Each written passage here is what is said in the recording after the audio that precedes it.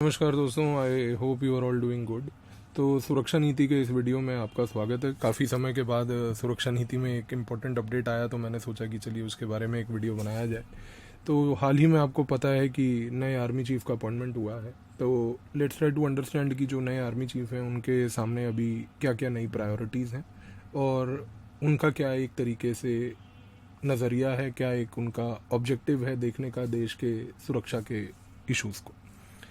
तो देखिए, अभी नए आर्मी चीफ ने आके एक छोटा सा प्रेस कॉन्फ्रेंस किया, जो कि एक फॉर्मेलिटी होती है विच एवरीबडी डज। तो कहीं ना कहीं उन्होंने थोड़े से चैलेंजेस के बारे में चर्चा करी, बट उन चैलेंजेस को थोड़ा हम लोग और अच्छे तरीके से जानते हैं।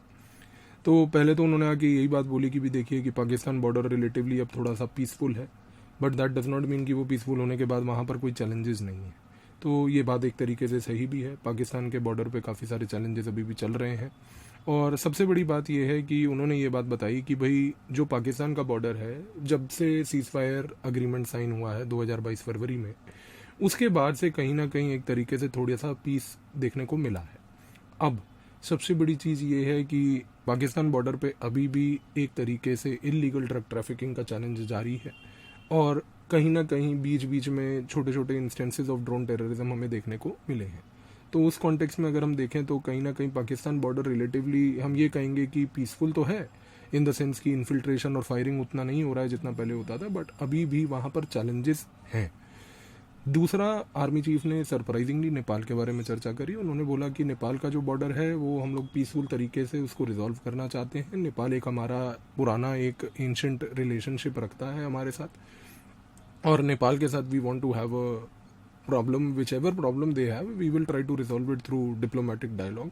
तो आर्मी चीफ ने ये बहुत इंपॉर्टेंट बात बोली कि नेपाल को हम लोग एक तरीके से निगलेक्ट नहीं करना चाहते।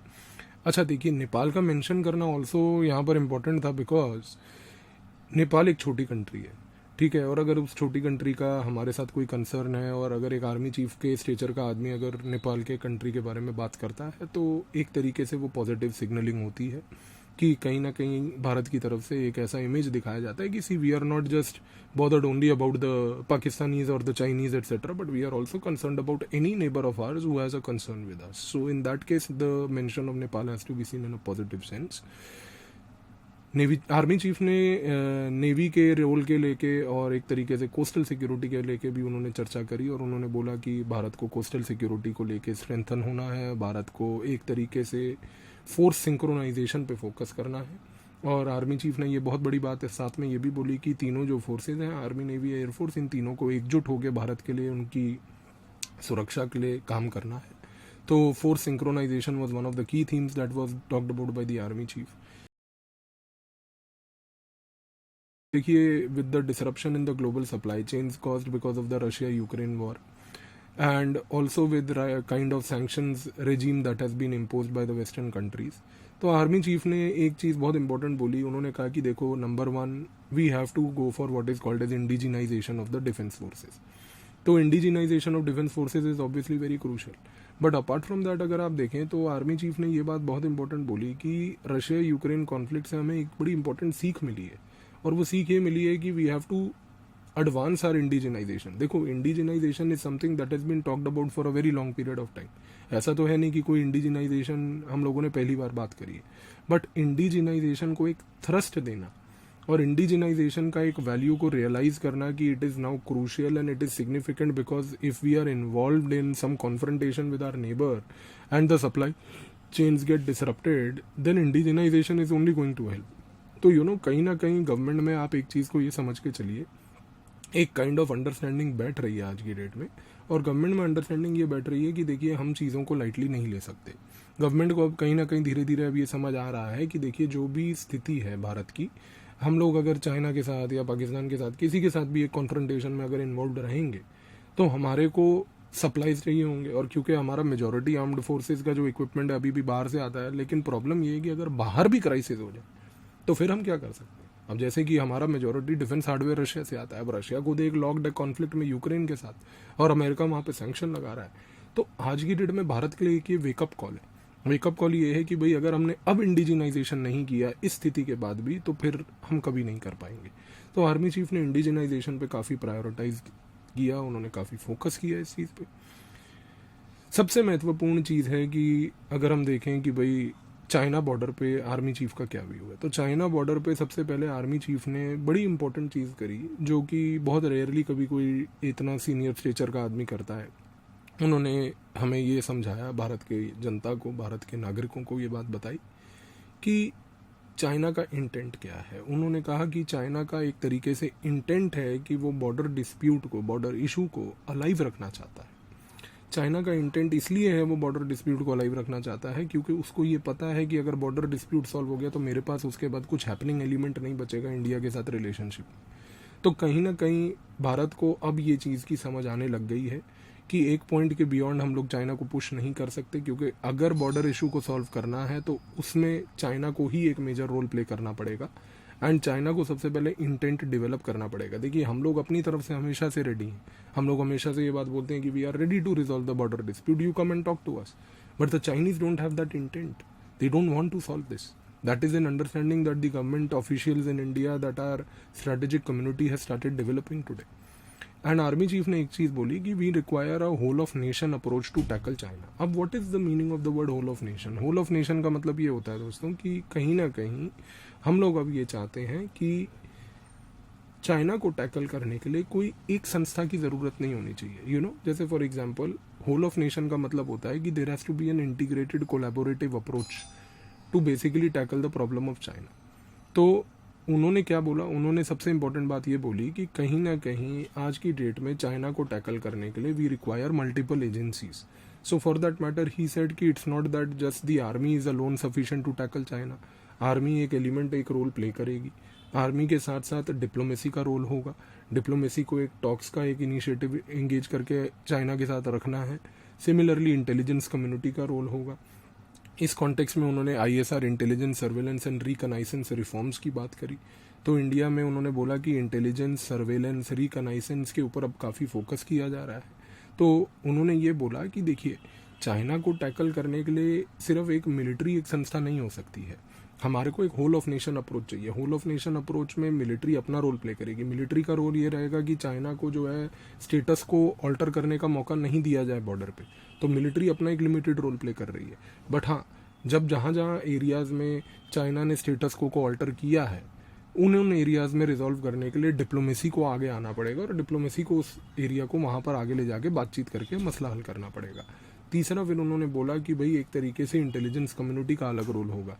इंटेलिजेंस कम्युनिटी को ये आज की डेट में प्रीएम्प्ट करना है कि चाइना किन किन इलाकों में एक तरीके से स्टेटस को ऑल्टर कर सकता है, बॉर्डर को चेंज कर सकता है अपने हिसाब से। तो आज की डेट में चाइना को लेके हमारा पर्सपेक्टिव धीरे धीरे क्लियर हो रहा है। ये पर्सपेक्टिव पहले क्लियर नहीं था। तो earlier we used to have this simple idea कि भाई चाइना है, इंडिया है, पावर डिफरेंशियल है, हमें उनको ज़्यादा तंग नहीं करना चाहिए। बट अब ये चीज़ें बदल रही हैं। अब जो है हम ये समझ रहे हैं कि चाइना का इंटेंट क्या है। अब हम ये समझ रहे हैं कि चाइना के इंटेंट को अगर ऐसा उसने बना के रखा है तो सिर्फ मिलिट्री मैकेनिज्म या डिप्लोमेटिक मैकेनिज्म, एक अकेला मैकेनिज्म अकेला नहीं है।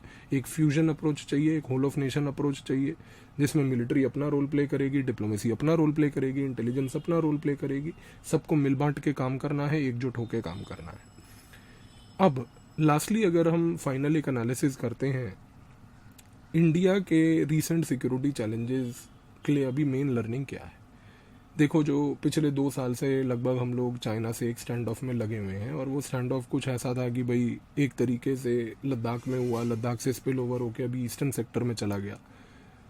इंडिया को एक बहुत बड़ी लर्निंग मिली है। इंडिया को अब ये चीज़ समझ आ गई है कि कन्वेंशनल वॉर्स जो हैं ज़रूरी नहीं है कि वो सिर्फ शॉर्ट होंगी, वो प्रोलॉन्ग्ड भी हो सकती हैं। और चाइना का एक ये क्लासिकल एग्जाम्पल है। मैं आपको एक साधारण बात बताता हूँ। When the cold war ended, since the end of the cold war, the conventional wars were very short in nature, and there was a belief by the military historians and strategic experts कि in the post cold war period all wars are only going to be by default short. So एक thought बन गया था कि conventional war का मतलब है कि वो short होगी, क्विक होगी, रैपिड होगी, खत्म हो जाएगी। बट इंडिया का ये जो कॉन्फ्रंटेशन चाइना के साथ हुआ, इनफैक्ट अगर आप इंडिया का कॉन्फ्रंटेशन छोड़ के रशिया का कॉन्फ्रंटेशन जो यूक्रेन के साथ चल रहा है पिछले 2 महीने से, अगर आप उसको भी देखो तो कहीं ना कहीं दोनों जगह एक बड़ी कॉमनैलिटी दिख रही है। और कॉमनैलिटी ये दिख रही है कि ये जो कन्वेंशनल कॉन्फ्लिक्ट्स हैं, जहाँ मिलिट्री बैटल ग्राउंड्स पे एक तरीके से अफेक्ट हो रहा है ग्राउंड लेवल पे, दोनों जगह पर कन्वेंशनल कॉन्सेप्ट्स में कहीं ना कहीं warfare is only getting prolong. तो ये जो डिलेमा था और एक असम्पशन बन गया था कि वॉरफेयर अब जो होगी वो हमेशा शॉर्ट होगी, क्विक होगी, वो ग्रेजुअली इरोड हो रहा है। तो इंडिया के लिए ये बहुत बड़ी लर्निंग है। हमारी स्ट्रैटेजिक कम्युनिटी को ये समझ आ गया है कि चाइना के साथ पिछले 2 साल से कॉन्फ्रंटेशन में लगे हुए हैं। उसका मतलब यही है, उसका मतलब ये है कि जो कन्वेंशनल वॉर्स हैं ये एक तरीके से प्रोलॉन्ग्ड ही रहेंगी, नंबर 1। नंबर 2, इससे दूसरी लर्निंग क्या मिलती है? दूसरी लर्निंग हमारे को ये मिलती है कि अगर कन्वेंशनल वॉर प्रोलॉन्ग्ड रहेगी तो उस कॉन्टेक्स्ट में हमें अपनी प्रिपरेशन एडिक्वेट करनी है। हमारे पास अपना एक इतना रिजर्व होना चाहिए कि इस प्रोलॉन्ग्ड वॉर को हम लोग संभाल पाएं। तो देखो, this is something called bleeding by 1000 cuts, कि भाई आप धीरे धीरे धीरे धीरे चाकू मारते रहो और इंसान को ब्लीड करते रहो, क्योंकि इंसान का गला काट के उसको मारने की जरूरत नहीं है। चाइना इस अप्रोच पे चल रहा है। चाइना क्या कर रहा है? पिन प्रिक करता है हमारे को, कभी गर्दन पे पिन मार देगा, कभी बाजू पे पिन मार देगा, धीरे धीरे 50-100 जगह पे पिन मारेगा तो हमारा खून निकलता रहेगा, हमारे रिसोर्स ड्रेन होते रहेंगे। तो चाइना आज की डेट में ये गेम खेल रहा है और अब हम ये चीज़ समझ रहे हैं उसकी। और साथ में इस गेम के वो क्या कर रहा है? नॉन काइनेटिक मीन्स को यूज़ कर रहा है। नॉन काइनेटिक मीन्स का मतलब ये है कि वो साइबर वॉरफेयर पे जा रहा है और साइबर वॉरफेयर के थ्रू वो आज की डेट में एक बैटल ऑफ नैरेटिव्स खेल रहा है। तो इस बैटल ऑफ नैरेटिव्स को भी टैकल करना है। तो हमने कहीं ना कहीं, आर्मी चीफ ने अपने चैलेंजेस तो बताए, बट अपने चैलेंजेस के साथ साथ आज की डेट में जो इंडिया के लिए एक लॉन्ग टर्म सिक्योरिटी थ्रेट्स हैं वो ये है कि India has to get ready to tackle non kinetic warfare, cyber warfare specifically. It has to make sure that the battle of narratives is tackled through counter narratives. मैंने अपनी security issues की किताब में पूरा एक चैप्टर लिखा है counter narrative पे, प्लीज़ उसको पढ़िएगा तो आपको समझ आएगा। और साथ में dilemma of short and prolonged war में अब क्लैरिटी आ गई है कि conventional wars are going to be prolonged in nature. So ये ब्रॉडली आइडिया हमारे को दिमाग में रखना है। तो आप आइए, जुड़िए हमारे साथ अनअकैडमी पे, जहाँ पे मैं पढ़ाता हूँ। We have the best educators, we have also 55,000 learners like you. We have a combo extension week. भाई ये सिर्फ 11 मई तक वैलिड है, एक दिन का ऑफर बचा है। 12 to 18 मंथ्स का सब्सक्रिप्शन लेंगे तो 3 मंथ्स फ्री, और 24-36 मंथ्स का सब्सक्रिप्शन लेंगे तो 6 मंथ्स फ्री एक्सटेंशन मिल रहा है आपको। तो आप इस ऑफर को ज़रूर लीजिए और कोड का प्रयोग करना मत भूलिएगा, PAVIAS। 11 मई तक ये ऑफर वैलिड है। Similarly Unacademy all India prelim mock test आ रहा है, ये 15 मई को है। तो इसमें 11 सिटीज़ में आपके GS का और CSAT का पेपर होगा, और इनरोल करने के लिए फ्री में आप इसमें सिर्फ एक अपना एडमिट कार्ड डाउनलोड करने के लिए PAVIAS कोड का प्रयोग कीजिए। सिमिलरली अभी हमारे 2023 के बैचेज आ रहे हैं 11 मई से, जो बाइलिंगुअल बैचेज हैं, और एक तरीके से 24 वाले भी बैचेज हैं, तो इनको भी लीजिए। और साथ में अगर आपको कोई बाधा होती है तो फाइनेंशियली हम लोग आपको हेल्प करेंगे, आपको 0% EMI पे लोन दिलवाएंगे। और अनअकैडमी कॉम्बैट है, अल्ट्रा कॉम्बैट, जो आज की डेट में 22 मई को हो रहा है, 11 बजे होगा। इसको ज्वाइन करने के लिए कोड है PAVIAS। और इसके सिवाय लास्ट माइल हमारा एक इंटरव्यू प्रोग्राम है जिसको आप ज्वाइन कर सकते हैं इंटरव्यू की फ्री गाइडेंस के। Thank you.